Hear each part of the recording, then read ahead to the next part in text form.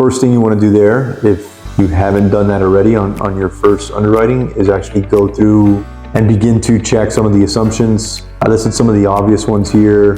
You know, the more you check, the better, but taxes and insurance is a huge one.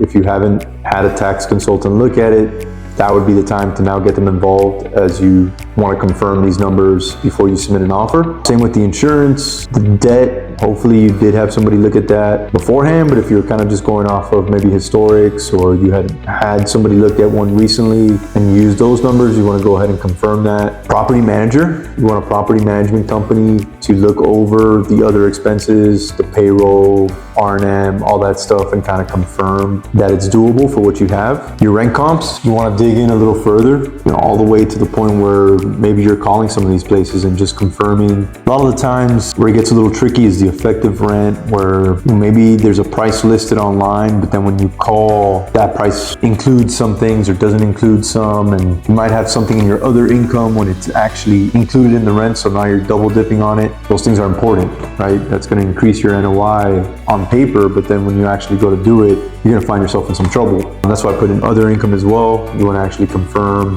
what is the additional income. Same on the property level. You want to make sure and confirm that. Sometimes the brokers don't even put that information correctly. And you can do that by calling the property. I'm just talking to the manager, or touring the property, which is one of the things I have here as far as asking a lot of questions when you tour it. So let me go back one step. So you confirm all of this, plug it back into your underwriting if anything changed. The deal still looks good. At that point, I would say tour the property.